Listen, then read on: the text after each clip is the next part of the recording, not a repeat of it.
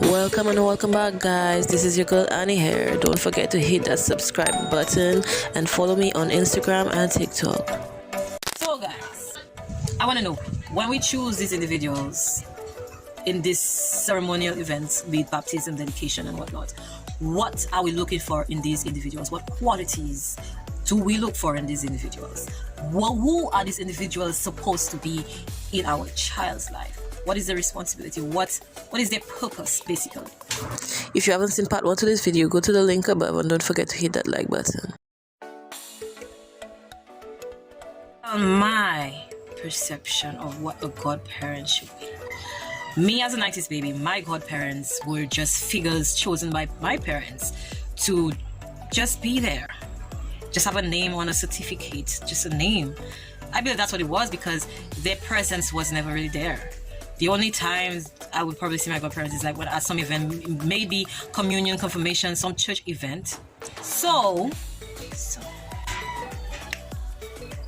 they were never really there. Their presence wasn't there. And as a child, I believe they should have been my other two parents, in other words. Like, they're your guardians. Your parents, where your parents fall short in terms of psychologically, because as a child, I wasn't thinking of no financial nothing. You understand me?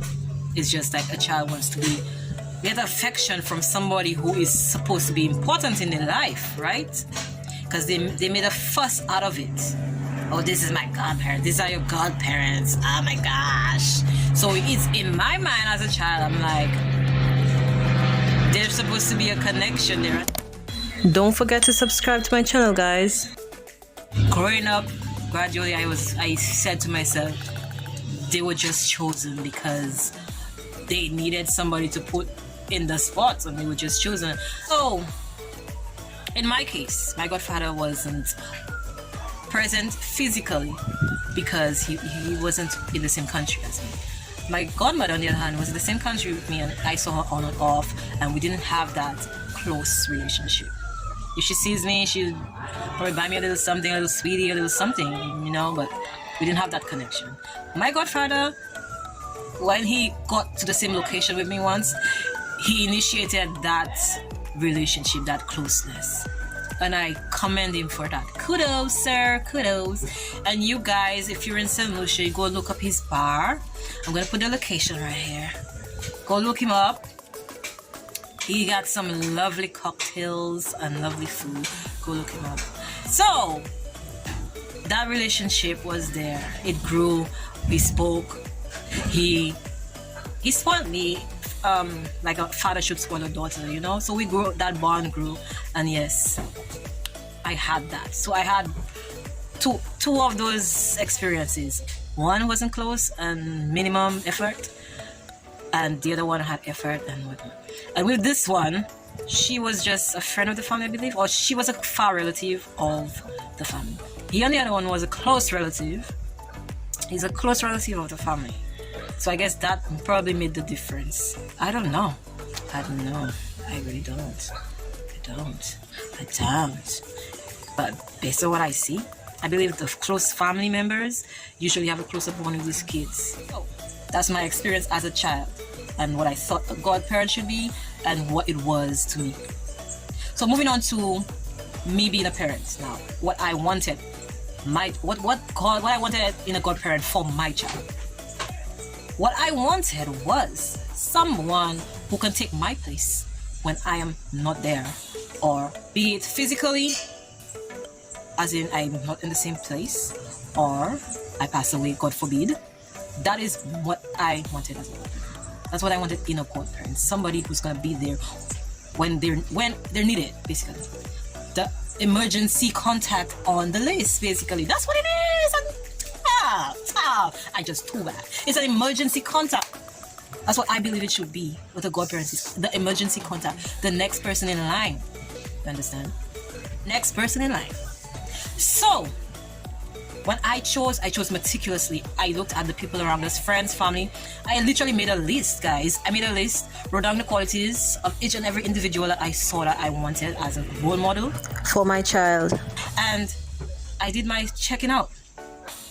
Nothing wrong in that, right? And the choices were so hard, guys. It was really hard. It literally ended up with 3 godmothers and 3 godfathers, and I could just couldn't. No, I ended up with 3 godmothers and 2 godfathers because the friends and men were limited. Yeah, the father's side, the role model aspect that we needed, it was limited. So basically, the choice of the godfather, the father, I just let him do it. In choosing the godmother, it was influenced by the father as well. It was influenced by the father because the individual wanted the position. They did their verbal actions to want to be the godmother.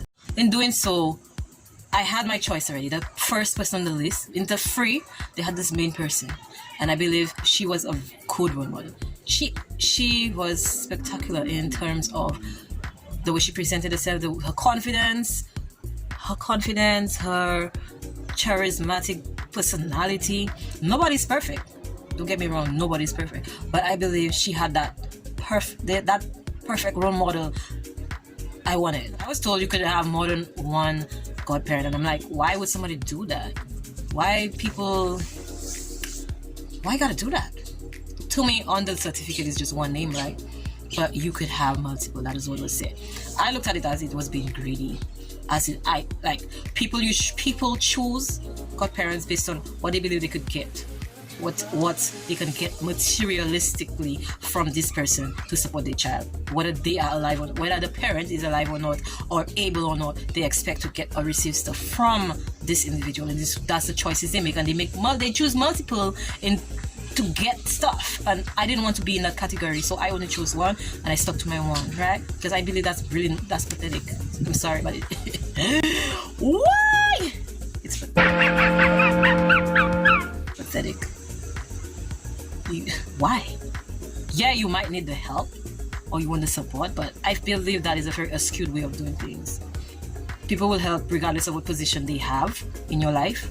So just expect to get things from friends and family without having to categorize them and pressure them into being in a position that they have to do something for you. Okay, right? Well, I don't expect materialistic things. If you choose to do it, that is fine, and I'll be gracious. What's the word?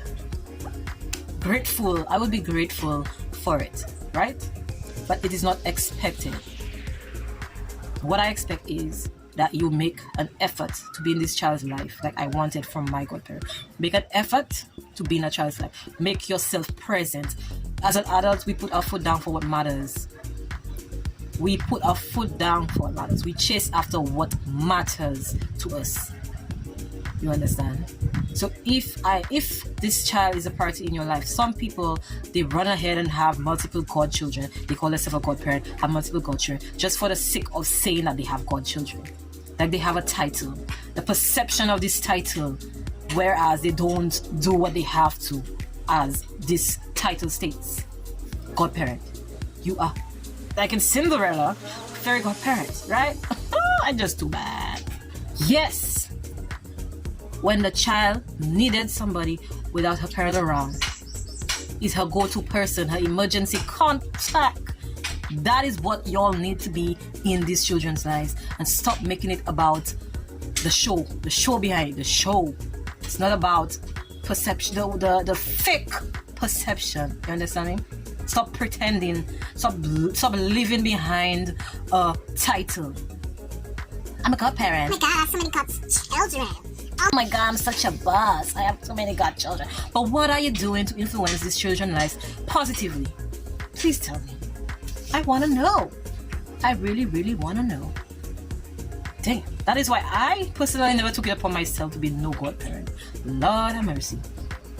I wanted to be in a position where I could be present in that child's life and be a positive influence. I came to a point that when I wanted to actually be a godparent, I had my own kid to deal with, and I didn't want to have, like, say, just figuring out how to be a parent is the first child. You have to be figuring out this thing. I don't have the energy and the brain power. I did at that time. I was thinking that way, to be a godparent and a parent at the same time. So I just let somebody else take the position, and I went ahead and just focused on being a mother. Although that process was very